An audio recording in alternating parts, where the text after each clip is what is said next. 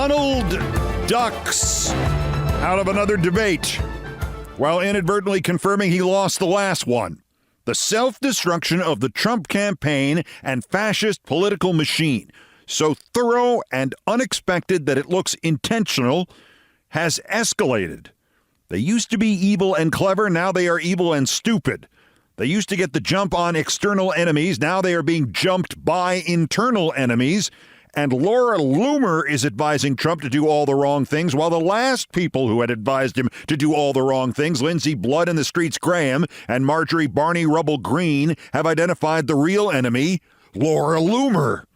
And the evil, not so much genius as evil, head shaped like a penis, Stephen Miller, has melted down in an on-camera rant in which he somehow wound up defending Venezuelan dictator and supposed leftist Nicolas Maduro. But back to the biggest danger to Donald Trump right now. Donald Trump. This happened moments after a little-noticed tweet resurfaced from one of his House Elves, Congressman Mike Collins of Georgia.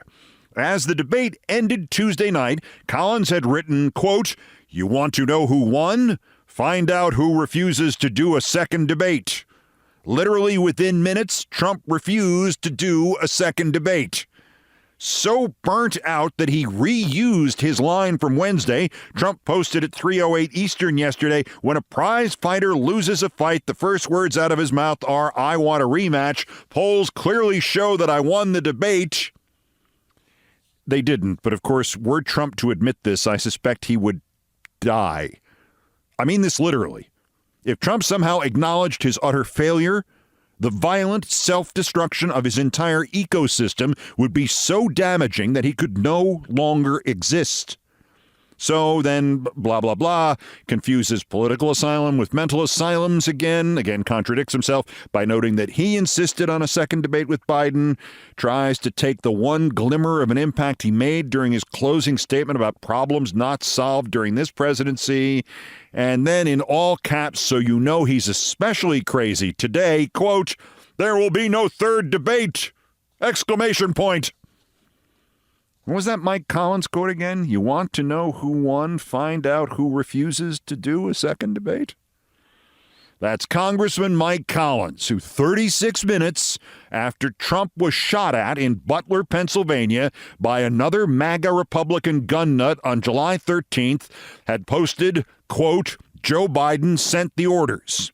Mike Collins says Trump lost the debate. And Trump confirmed that Trump lost the debate. Undaunted, Donald Duck continued his Happy Warrior campaign in Tucson with more clear and convincing policy speeches. Now Arizonans are experiencing an affordability crisis, and this is a crisis of no sidewinding, bushwhacking, hornswoggling, crocker is gonna roll away, biscuit cutter. Now, who can argue with that? Rub it. No, the sand hasn't about run out of his hourglass. Happily, there is always the voice of reason here, Marjorie Taylor Greene, who attacked 9/11 truth nut job Laura Loomer's racist attacks on Kamala Harris. Greene is one of a bunch of Republicans who are really worried that as Trump's 6-week-long losing streak continues, he is listening to Loomer because Loomer is telling him everything is great and he needs to lean into her racism and her conspiracy theories. From my perspective, the real fear is Loomer is Trump's conduit to the psycho and QAnon and militia crowd, which, as his path to actual electoral victory eventually disappears, he will turn to try to overthrow the election, which he will do. Do not dismiss that thought for a moment. But for now, we can also enjoy Greene v. Loomer, in which Loomer has replied by attacking Greene's fealty to Trump and her meandering social life, or as Loomer put it, "Tell me again how you and the Arby's in your pants are representatives of the GOP." Oh, man, do they still have those Jamocha shakes at Arby's? We used to have an Arby's between my TV station and my radio station in L.A. Love those shakes. Oh, I'm sorry. Back to unreality. Green was immediately defended by Lindsey Graham. Yes, Loomer's comments about Harris are abhorrent, he said, but, quote, it's deeper than that. I mean, some of the things she said about Republicans and others is disturbing. Trump would serve himself well to make sure this doesn't become a bigger story. And that is never actually contradict Trump code for get a new younger woman to have a crush on, because that's ultimately what this is. Now it's Loomer. He has a crush on her. He wants her to be seen with him. For a while, that was Alina Habba. Before that, it was the other spokes lawyer, Christina Bobb. And before that, it was Hope Hicks. And before that, it was that other woman who didn't make any sense but used to hang around Trump a lot. What was her name again? Oh, all right. Melania.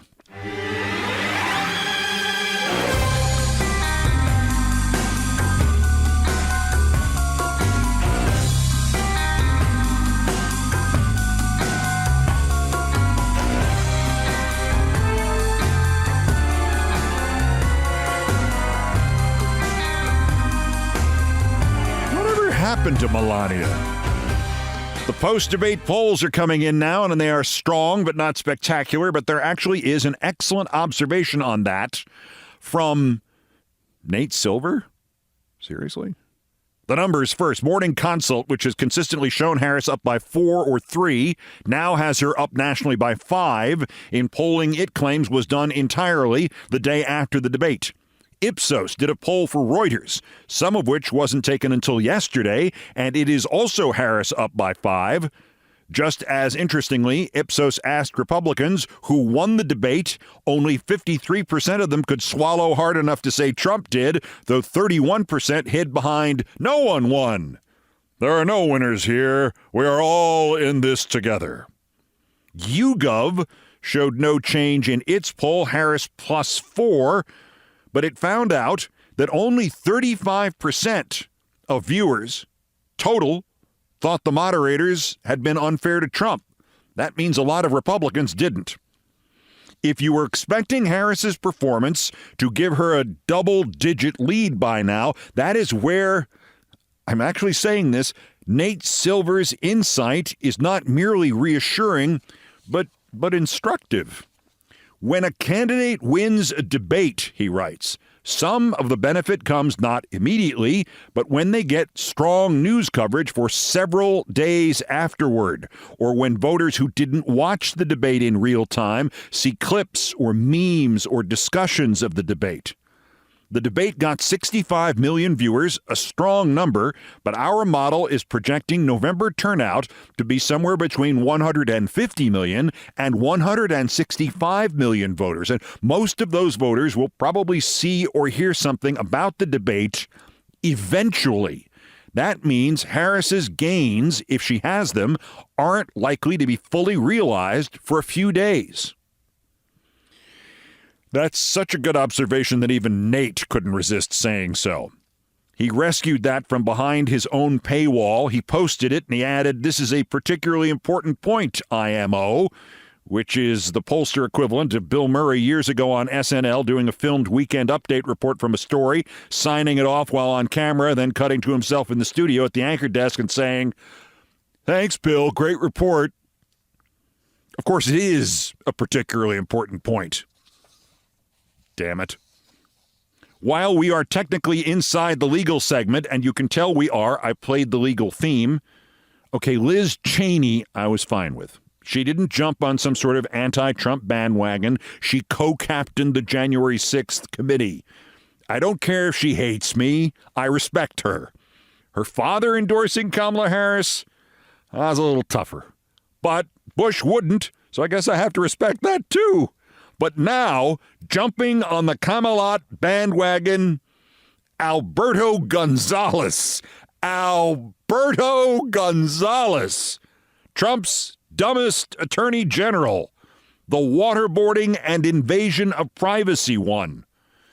He not only endorsed her, he wrote a piece endorsing her for Politico.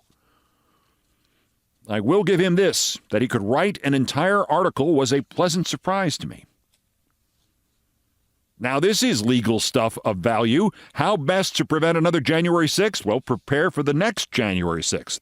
No, literally, the next January 6th, the one in 2025. Homeland Security has designated January 6, 2025, the certification of the Electoral College vote by Congress a national special security event, a designation described as a plan to give it the same degree of protection as the Super Bowl and the UN General Assembly. So next January 6th, the District of Columbia will be as full of back checks and visible police presence as any of the Super Bowls since the first Bush started the first Gulf War.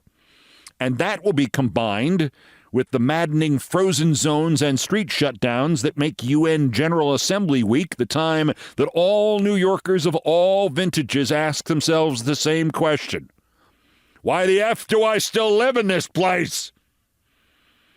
That nightmare of logistics has doubtless prevented countless terror attacks simply by making the would-be perpetrators too frustrated to do anything but give up and go home. If they can find a sidewalk that isn't blocked. Anyway, it will all be under the control of the Secret Service. The only branch of government that has shot its credibility wad with both Republicans and Democrats. And it is redolent of fighting the last war. But it does reduce the possibility of militia and other Trumpist action during the certification. The problem is there's no way for Homeland Security to get inside the state legislatures, which would be willing to illegally short-circuit an electoral college victory, or a close one, or a clear-cut one, and do so by any scheme they can dream up.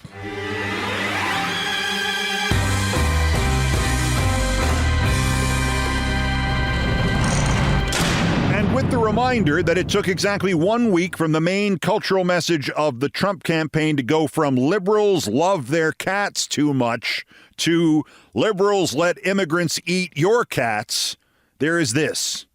A website called NewsGuard. It mainlines back to Steve Brill, who has his blemishes, but who has always actually worried about the media being accurate and purposeful.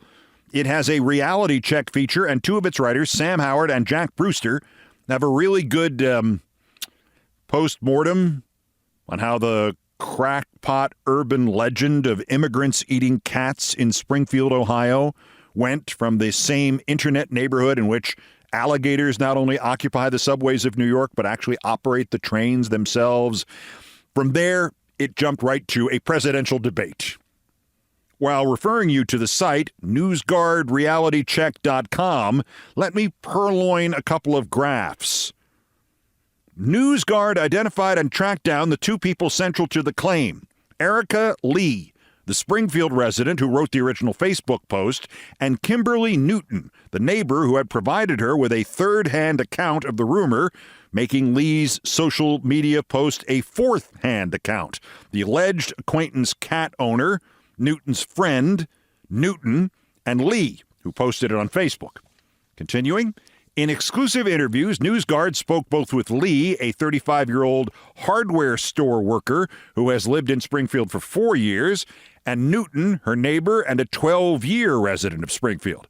The interviews revealed just how flimsy and unsubstantiated the rumor was from the beginning, based entirely on third-hand hearsay. Yet it quickly gained traction and remarkably found its way to Trump's lips on a national stage.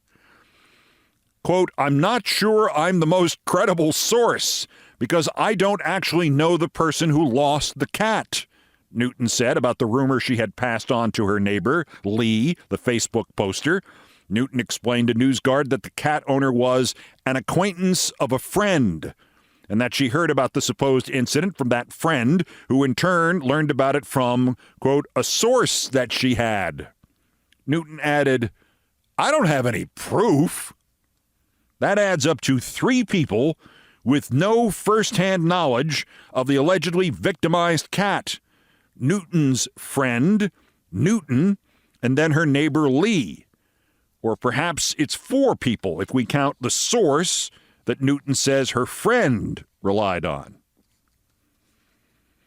NewsGuard adds 2 postscripts. Ms. Lee deleted the Facebook post, because that always works, And then there's these sentences, remarkable even for the internet of 2024. Quote, Lee told us that she was shocked to see Trump repeat the claim that she had made in a private Facebook group. Honestly, it blew me away, Lee said. I didn't think that any of this would explode to the presidency.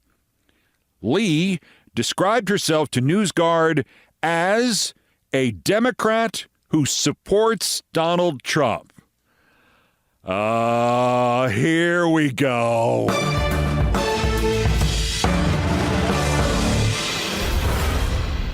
Yeah, when you write it up, make it sound really gross. I don't care, whatever you like. Trump will jump all over it. And tell them you're a Democrat who supports Donald Trump.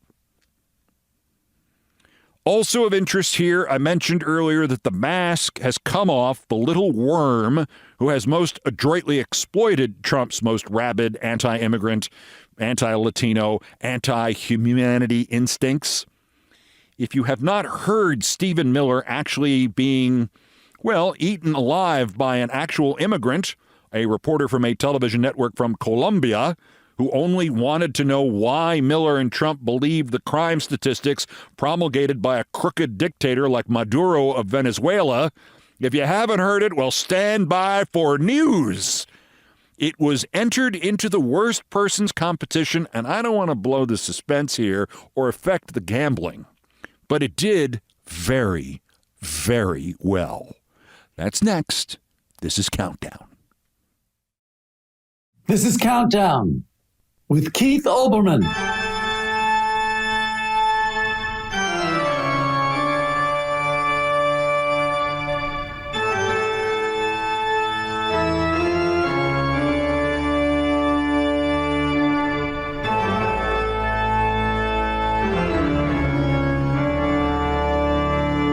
Still ahead of us on this edition of Countdown, there is nothing worse than listening to an author or reporter or podcaster or other creator giving a play-by-play of their imagination and their creative process unless they do so while you think you are merely reading or listening to their work.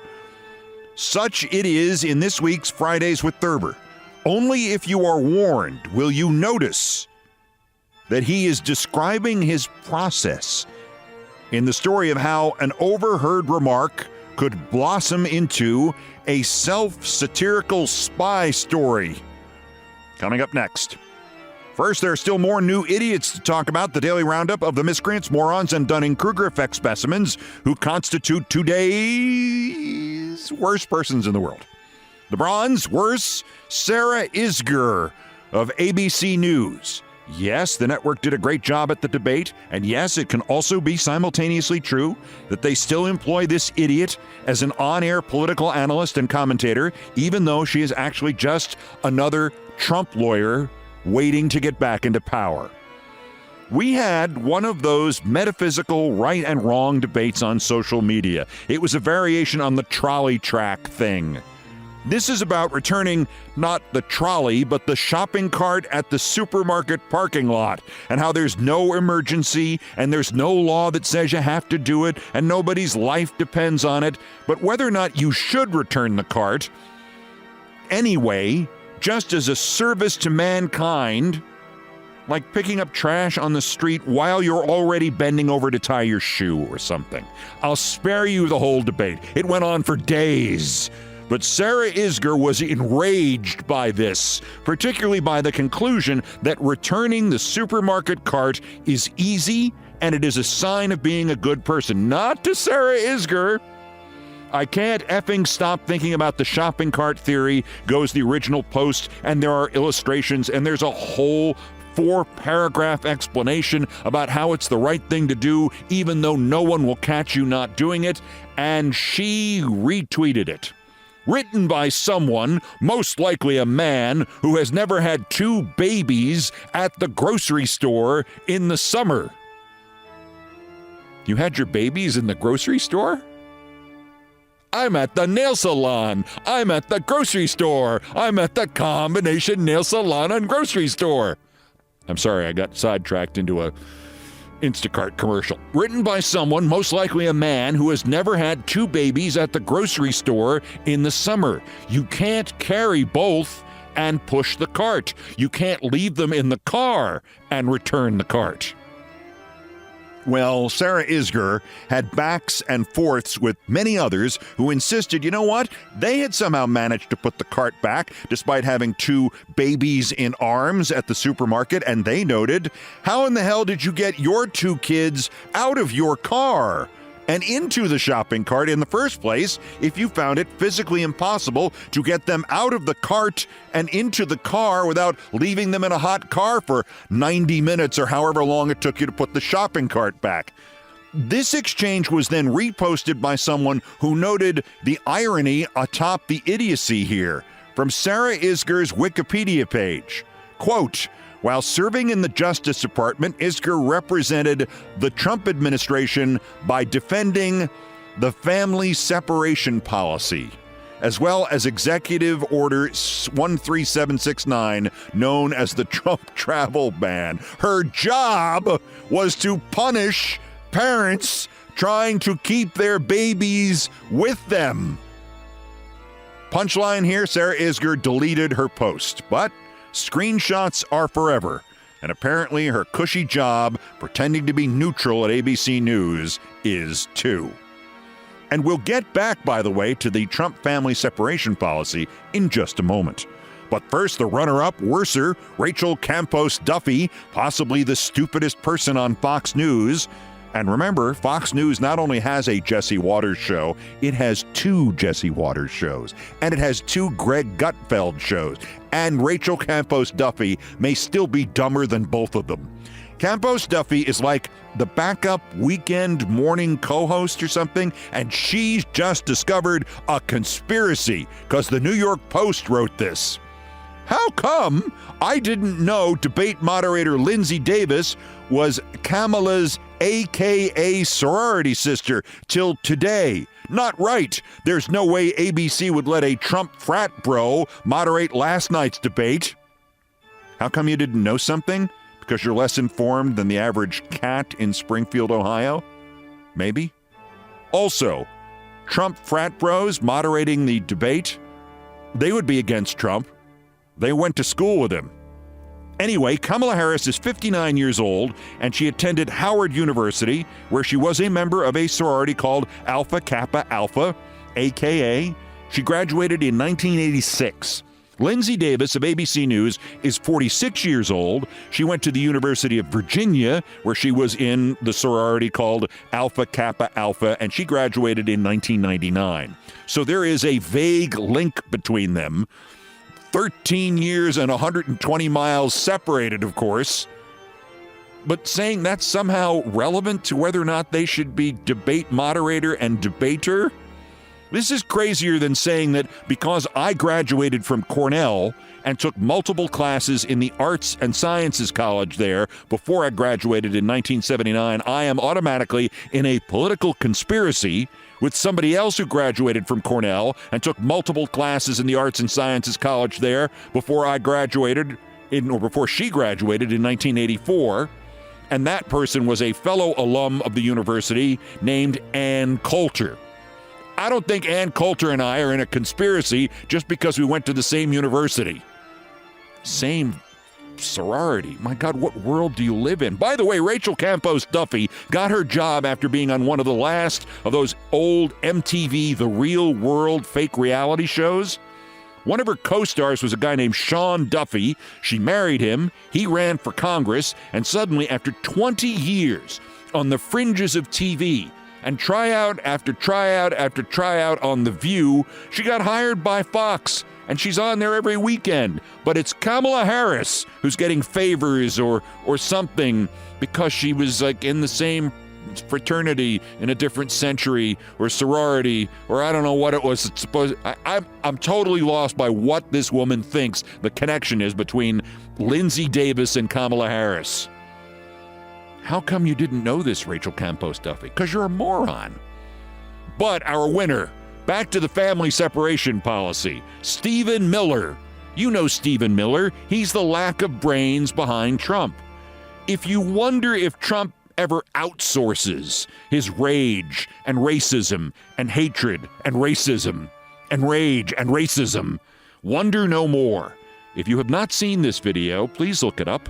In the interim, I'm just going to play you the entire audio in which the journalist Jose Maria Del Pino of NTN 24, a news channel in the nation of Colombia, covering most of the Latin American world, he pressed Miller over these nonsense statistics that Trump spouted again at the debate that Venezuela has sent all its criminals to the United States, and here are the statistics to prove it. Del Pino had an inarguable point. Trump and Miller, who is not only the tiny, bald, sweaty guy, but who is really nuts, they are relying on and thus lending credibility to the Venezuelan government's statistics on crime under Venezuelan dictator Nicolas Maduro. Now, why would anybody believe Nicolas Maduro? Especially since Maduro claims to be not just a liberal, but a socialist. Why would Trump and Stephen Miller be supporting Nicolas Maduro? Miller nearly proved that spontaneous human combustion is real. I mean, you've seen case after case, these heartbreaking tragedies. Those ones are going to get found and deported first. And look at this Venezuelan gang. You have a Venezuelan gang that is taking over entire apartment buildings in Aurora, Colorado. And that's responsible, by the way, for some of the most heinous crimes that have happened all over the United States. The crime rate in Venezuela is down, I believe, a little bit over 60% over the last several years. Are you trusting the official figures from the Venezuelan dictatorship? Let's put it this way. If you're a dictator of a poor country with a high crime rate, wouldn't you send your criminals to our open border? That wasn't my question. Are you trusting the figures of the dictatorships? Those are Maduro numbers. Believing Maduro numbers? I am believing that it is in the interest of a criminal dictator to let his criminals out of their jails and come to our country. Do you have numbers, real numbers, not dictatorship numbers? The Venezuelan gangs that have, you've seen the CCTV footage. I have a question. Who do you think? Answer me this. My family is from Venezuela. I know very well the situation of Caracas and many other cities. Right, and tell me, who were the people with the high-powered rifles in the hallway of that apartment building? Who were they? They were gangsters from Venezuela. Right.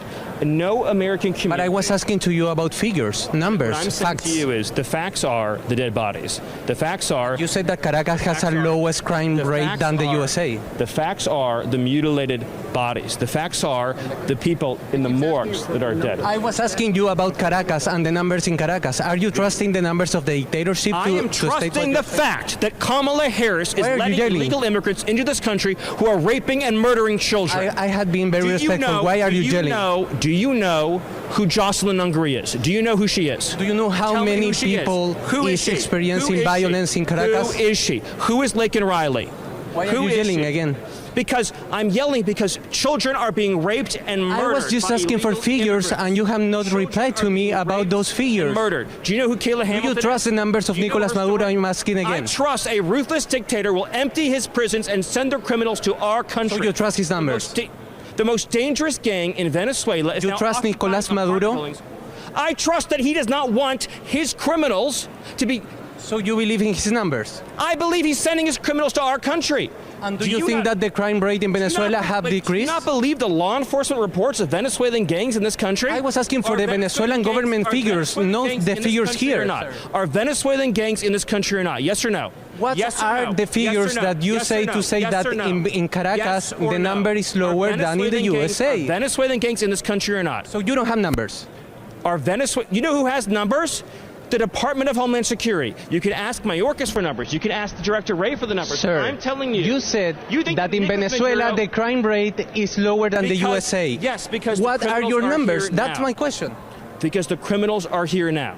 Those are Maduro's numbers. I can tell you again that Border Patrol agents are encountering thousands of Maduro numbers? I trust the border agents in our country. But I am not saying that Caracas has a lower crime rate. Children are dead, and you are wasting my time. No, I am not wasting your time. I'm asking for facts as a journalist. Do you have any remorse for the dead children? Do you care at all about the dead children? Absolutely. then that's what I want to leave you with, is that Donald Trump will come to office. I was just asking for figures. Here's what's going to happen. Donald Trump is going to be elected president, and the migrant gangs are going to be sent home. Children's lives will be saved. And you know who will benefit the most? Are the working-class Hispanic communities that are besieged by gang violence. So you don't have figures. Public schools that are being overtaken by migrant gangs. You have MS-13 that is brutalizing children. You have Kayla Hamilton, who was a 20-year-old autistic girl who was raped and murdered, beaten to death. That will end. That will stop, and our children's lives will be saved. That is the most virtuous thing that can possibly be done. We are going to save the lives of our children. We will not let Kamala Harris condemn them to a life of misery, suffering, and death. Thank you. I have not replied my question. Stephen I. Trust Nicholas Maduro Miller exited stage right. I know someone who went to high school with Stephen Miller in California who insists that Miller's blind, raging hatred of Hispanics, he's the border guy, the deportation guy, the Iago behind Trump on this particular topic, and we just heard him in full irrational, moronic rage, self-contradictory rage. We just heard it. We just got the peek behind the curtain to this worm Miller. My friend swears that Miller's hatred of Hispanics originated when a girl of Mexican heritage in their high school turned Miller down for a date. Swears that's the backstory. The whole backstory. That's what all of this is about. Anywho, Stephen, oh my God, you just got owned by a guy named Jose Maria del Pino Miller, today's worst person in the world!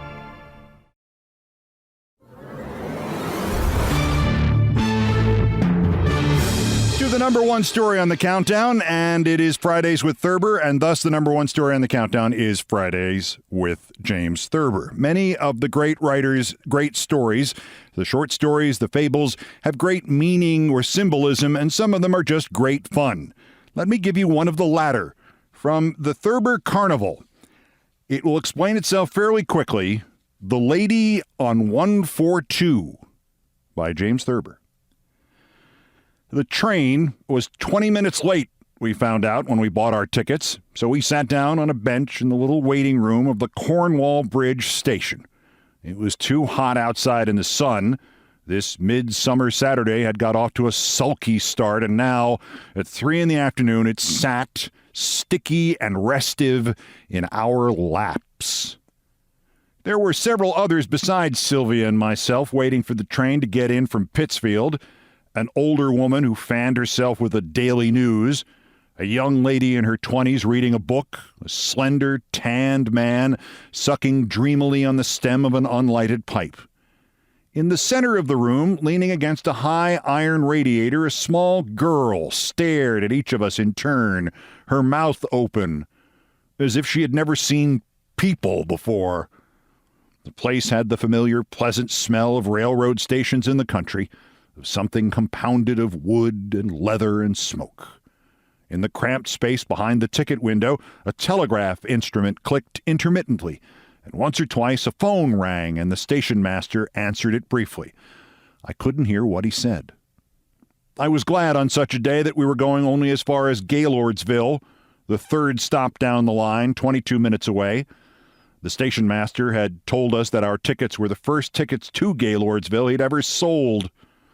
I was idly pondering this small distinction when a train whistle blew in the distance. We all got to our feet, but the station master came out of his cubbyhole and told us it was not our train, but the 12:45 from New York, northbound.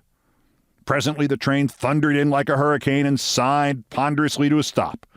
The station master went out into the platform and came back after a minute or two. The train got heavily underway again for Canaan. I was opening a pack of cigarettes when I heard the station master talking on the phone again. This time, his words came out clearly. He kept repeating one sentence. He was saying, "Conductor Reagan on 142 has the lady the office was talking about." The person on the other end of the line did not appear to get the meaning of the sentence. The station master repeated it and hung up. For some reason, I figured that he did not understand it either. Sylvia's eyes had the lost, reflective look they wear when she's trying to remember in what box she packed the Christmas tree ornaments. The expressions on the faces of the older woman, the young lady, and the man with the pipe had not changed. The little staring girl had gone away. Our train was not due for another 5 minutes, and I sat back and began trying to reconstruct the lady on 142, the lady conductor Reagan had, the lady the office was asking about.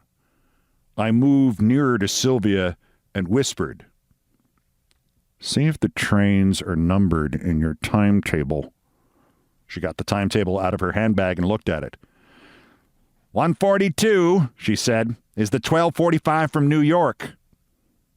This was the train that had gone by a few minutes before.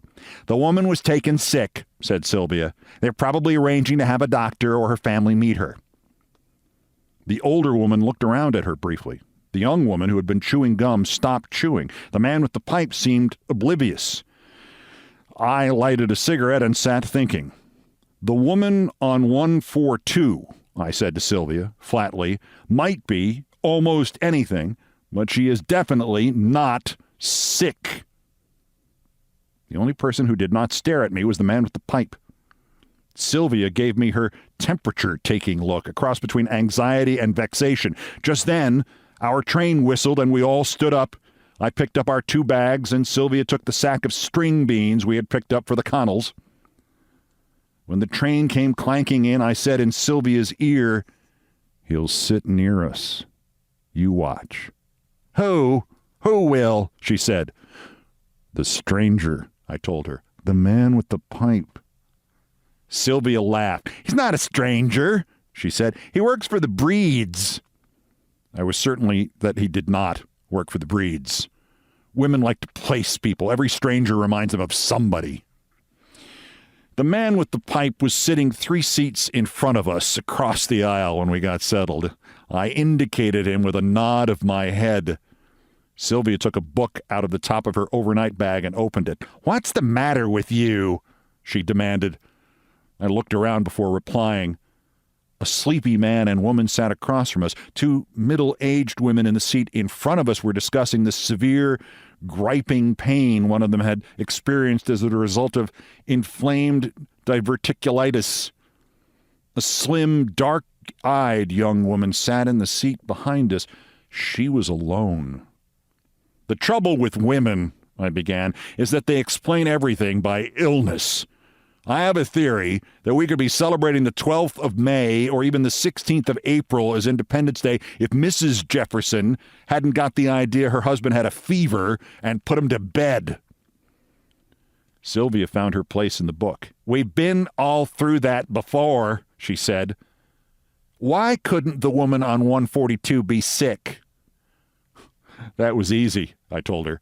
"Conductor Reagan," I said, "got off the train at Cornwall Bridge and spoke to the station master. 'I've got the woman the office was asking about,' he said." Sylvia cut in. "He said lady." I gave the little laugh that annoys her. "All conductors say lady," I explained. "Now, if a woman had got sick on the train, Reagan would have said, 'A woman got sick on my train, tell the office.' What must have happened is that Reagan found somewhere between Kent and Cornwall Bridge a woman the office had been looking for."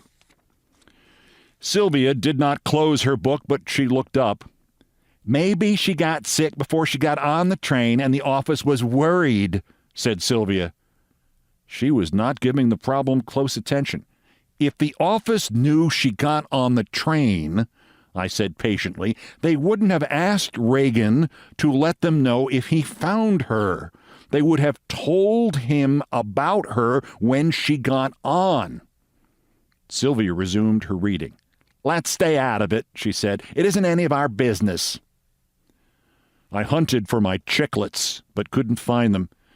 "It might be everybody's business," I said. "Every patriot's." I know, said Sylvia. "You think she's a spy. Well, I think she's sick."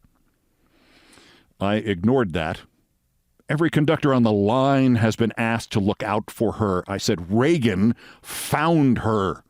She won't be met by her family. She'll be met by the FBI. Or the OPA, said Sylvia. Alfred Hitchcock things don't happen on the New York, New Haven, and Hartford Railroad. I saw the conductor coming from the other end of the couch. I'm going to tell the conductor, I said, that Reagan on 142 has got the woman. No, you're not, said Sylvia. You're not going to get us mixed up in this. He probably knows anyway.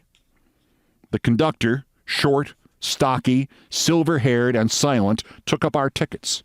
He looked like a kindly Ickes. Sylvia, who had stiffened, relaxed when I let him go by without a word about the woman on 142.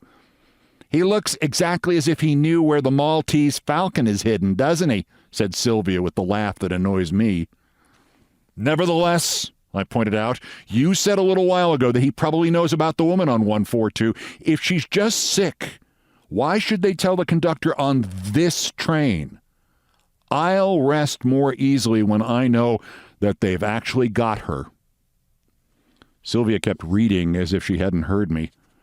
I leaned my head against the back of the seat and closed my eyes. The train was slowing down noisily, and a brakeman was yelling, "Kent! Kent!" when I felt a small, cold pressure against my shoulder. "Oh," the voice of the woman in the seat behind me said, "I've dropped my copy of Coronet under your seat." She leaned closer, and her voice became low and hard. "Get off here, mister," she said. "We're going to Gaylordsville," I said. "You and your wife are getting off here, mister," she said. I reached for the suitcases on the rack. "What do you want, for heaven's sake?" asked Sylvia. "We're, getting off here," I told her. "Are you really crazy?" she demanded. "This is only Kent." "Come on, sister," said the woman's voice. "You take the overnight bag and the beans. You take the big bag, mister." Sylvia was furious.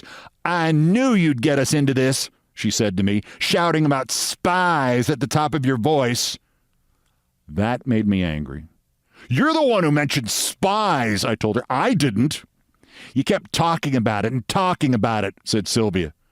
"Come on, get off, the two of you," said the cold, hard voice. We got off. As I helped Sylvia down the steps, I said, "We know too much." "Oh, shut up," she said. We didn't have far to go. A big black limousine waited a few steps away.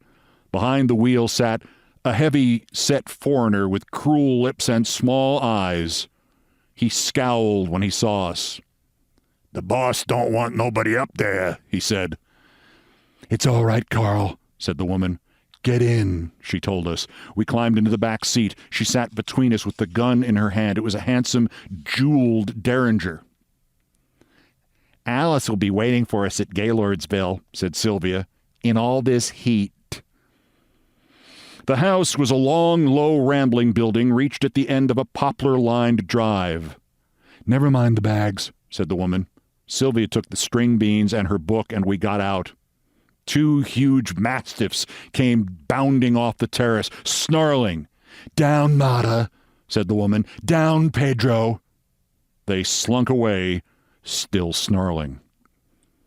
Sylvia and I sat side by side on a sofa in a large, handsomely appointed living room. Across from us, in a chair, lounged a tall man with heavily lidded black eyes and long, sensitive fingers. Against the door through which we had entered the room leaned a thin, undersized young man with his hands in the pockets of his coat and a cigarette hanging from his lower lip. He had a drawn, sallow face, and his small, half-closed eyes stared at us incuriously. In a corner of the room, a squat, swarthy man twiddled with the dials of a radio. The woman paced up and down, smoking a cigarette in a long holder. "Well, Gale," said the lounging man in a soft voice, "to what do we owe this unexpected visit?" Gale kept pacing. "They got Sandra," she said finally. The lounging man did not change expression. "Who got Sandra, Gale?" he asked softly. "Reagan, on 142, said Gale. The squat, swarthy man jumped to his feet. "All the time Egypt say, kill this Reagan," he shouted. "All the time Egypt say, bump off this Reagan." The lounging man did not look at him. "Sit down, Egypt," he said quietly. The swarthy man sat down. Gale went on talking. "The punk here shot off his mouth," he said. "He was wise." I looked at the man leaning against the door. "She means you," said Sylvia, who laughed. "The dame was dumb," Gale went on. "She thought the lady on the train was sick." Now I laughed. "She means you," I said to Sylvia. "The punk was blowing his top all over the train," said Gale. "I had to bring him along." Sylvia, who had the beans on her lap, began breaking and stringing them. "Well, my dear lady," said the lounging man, "a most homely little touch." "What's a touch?" demanded Egypt. "Touch," I told him. Gale sat down in a chair. "Who's going to rub him out?" she asked. "Freddie," said the lounging man. Egypt was on his feet again. Nah, he shouted. "Not the punk. The punk bump off the last 6-7 people." The lounging man looked at him. Egypt paled and sat down. "I thought you were the punk," said Sylvia. I looked at her coldly. "I know where I have seen you before," I said to the lounging man. "It was at Zagreb in 1927. Tilden took you in straight sets. 6-love, 6-love, 6-love." The man's eyes glittered. "I think I'd bump off this man myself," he said. Freddie walked over and handed the lounging man an automatic. At this moment, the door Freddie had been leaning against burst open, and in rushed the man with the pipe, shouting, "Gale! Gale! Gale! Gaylordsville! Gaylordsville!" bawled the brakeman. Sylvia was shaking me by the arm. "Quit moaning," she said. "Everybody's looking at you." I rubbed my forehead with a handkerchief. "Hurry up," Sylvia said. "They don't stop here long." I pulled the bags down and we got off. Have you got the beans?" I asked Sylvia. Alice Connell was waiting for us. On the way to their home in the car, Sylvia began to tell Alice about the woman on 142. I didn't say anything.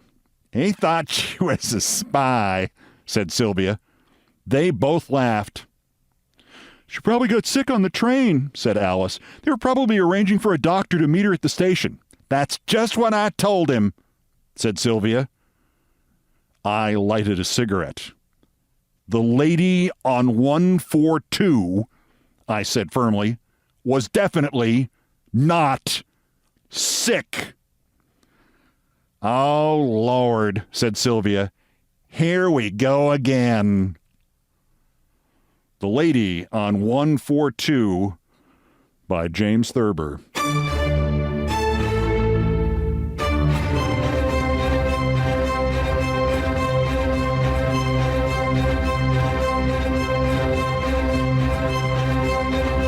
I've done all the damage I can do here, nearly as much as Stephen Miller did to himself and Trump. It was a good week. Thank you for listening. We're now back to 5 episodes a week, posting nightly just after midnight Eastern, and on YouTube by, now I find out it's 5 a.m. Once again, there is now a Monday countdown.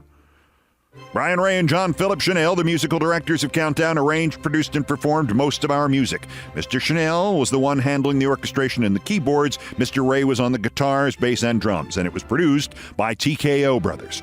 Our satirical and pithy musical comments are by the best baseball stadium organist ever, Nancy Faust, of course. The sports music is the Olbermann theme from ESPN2, written by Mitch Warren Davis, courtesy of ESPN Inc. Other music arranged and performed by the group No Horns Allowed. My announcer today was my friend Larry David. Everything else was pretty much my fault. So that's Countdown for this, the 54th day until the 2024 presidential election, the 1,340th day since the convicted felon Dementia J. Trump's first attempted coup against the democratically elected government of the United States. Use the election. Use the mental health system. use presidential immunity if we have to keep him from doing it again while we still can. It's a nail salon. It's a grocery store. It's a combination nail salon and grocery store. The next scheduled countdown is Monday. Bulletins as the news requires. Till then, I'm Keith Olbermann. I don't know why that's stuck in my head. I'm Keith Olbermann. Good morning, good afternoon, good night, and good luck.